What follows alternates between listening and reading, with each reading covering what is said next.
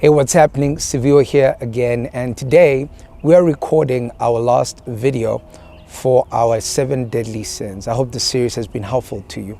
You might notice where I'm sitting right now. I am right on top of the North Cliff Tower. Right behind me is a beautiful landscape of a considerable part of the city of Johannesburg.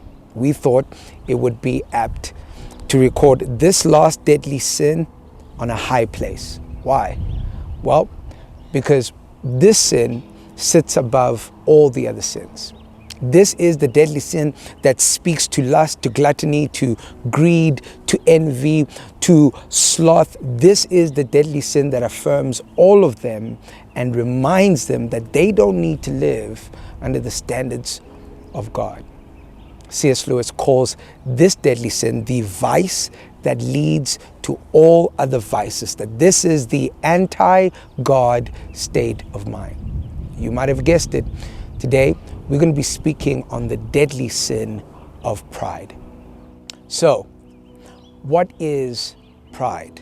Well, pride is the excessive belief in one's own abilities that interferes with the individual's recognition of the grace of God. Webster's dictionary says this about pride. It says pride is having a high opinion of one's own dignity, merit, importance, or superiority.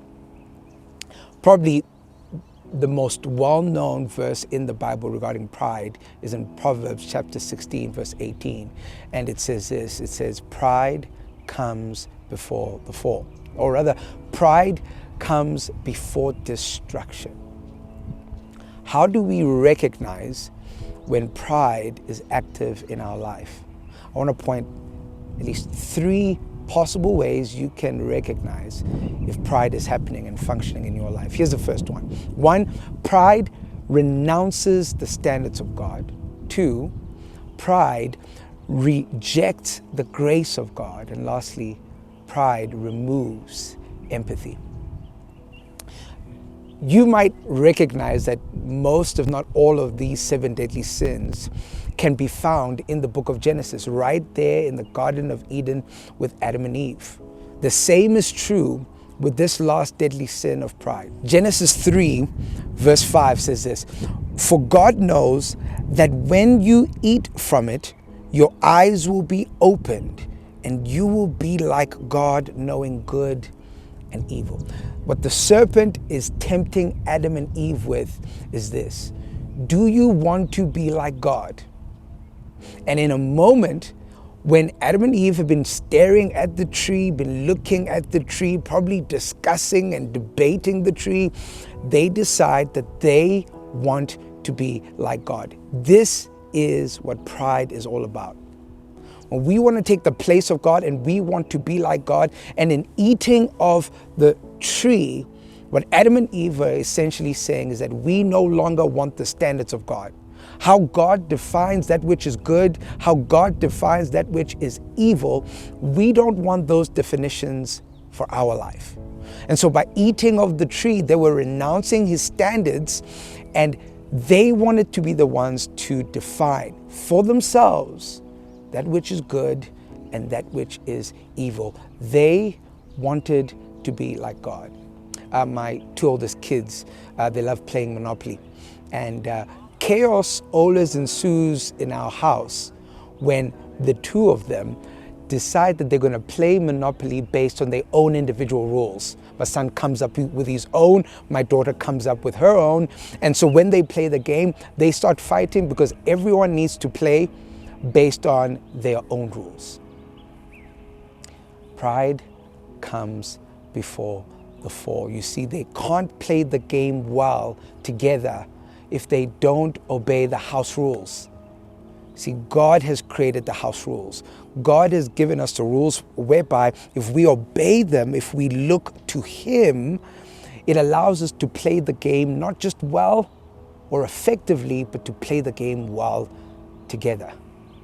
See, it's no coincidence then that when Adam and Eve eat of the fruit, one of the consequences is not just that they hide, but they begin to blame each other. There's a brokenness in relationship because of sin that came in because of a desire to be like God. See, when we do that, we renounce the standards of God.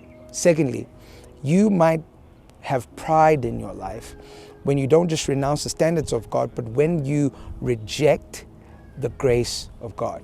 Now, I know what some of you might be thinking, right?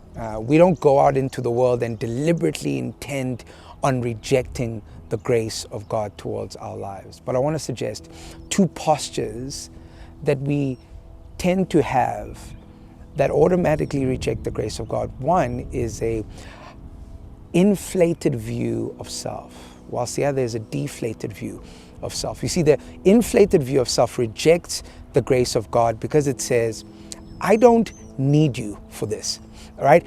I don't need you to help me. I don't need you to give me any source of empowerment because I've got this. Whilst the deflated view of self says, I don't deserve the grace of God. The grace of God cannot meet me in this place. James chapter 1 verse 9 helps us with this reality. See, in this particular scripture, James is actually speaking to both the rich and the poor. And he encourages them to have a view of life that allows them to not have an inflated view of self or a deflated view of self that allows them to walk in grace. Here's what he says, James chapter 1 verse 9. He says, but the brother of humble circumstances is to glory in his high position, and the rich man is to glory in his humiliation, because like flowering grass, he will pass away. So here's the idea. Those who have a heightened view of self, an inflated view of self, the only way you can get out of that and be able to receive grace is that you need to realize you didn't get there by yourself. That you need to glory in your humiliation. You need to glory in the fact that God had to stoop down to make you great. Whilst those who find themselves in a lower position, those who feel like the grace of God cannot get to them, they don't deserve it. You need to glory in your high position. You need to remember that what Jesus did for you allowed you to be a son, allowed you to be a daughter of God, that He gave you a position that you could not inherit by your good deeds. So let those who are in a high place glory in the low place in God, what Christ has done for them. And let those who feel like they're in a low place, in a place of pity and they can't get out, let them glory in their high place of God. Why? Because of what Jesus has done for them too. He gave them a status that they couldn't earn. You see, the reason why we need the empowering grace of God is that sometimes our self-esteem doesn't cut it. You see, one author puts it like this, that the problem with self-esteem, whether it is high or low, is that every single day we are in its courtroom. And the grace of God, whether it's a bad day or good day, the empowering presence of God is what we need in our everyday lives. Lastly, pride doesn't just renounce the standards of God. It doesn't just reject the grace of God, but also pride removes empathy.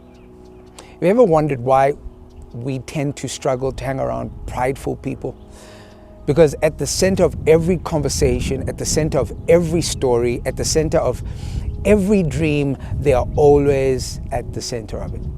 Every conversation comes back and it revolves back to them. The world revolves around them. And when you have a view of life that is prideful, when you think that you are more important than other people, it is very hard to have empathy. You see, pride struggles to put itself in somebody else's shoes because it always sees itself as above everybody else. And as a result, pride removes empathy from our lives. And as a result, because of pride, we remove ourselves from other people. We detach ourselves from the empathy that leads to community and communion with other people, because we cannot put ourselves in their shoes because we are above them. See, the reason why pride is so dangerous, it doesn't just cause a division in our relationship with God. It doesn't just mess up a view of ourselves, but pride causes a break in our relationship with other people.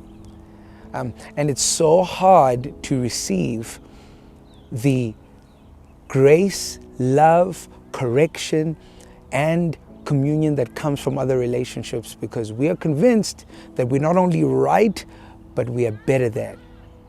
Pride removes empathy from our lives because pride believes it is above everybody else. So I want to end with this last question.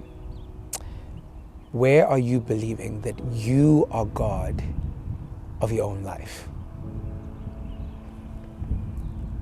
Where are you deliberately or unintentionally rejecting the grace, the empowering presence of God towards you? You see, the only solution to pride is humility. And humility is not thinking less of yourself. Humility is not belittling yourself. Humility is just thinking of yourself less. Having room in your thinking to know that God is in charge, that other people actually exist, and that there's always room in your life for more grace. I want to end with this quote by Tim Keller. And here's what he says. He says, spiritual pride is the illusion that we are competent to run our own lives, achieve our own sense of self-worth, and find a purpose big enough to give us meaning in life without God. My prayer for you is that as you consider the deadly sin of pride, that you would realize there is no life without God, and there is no grace without humility.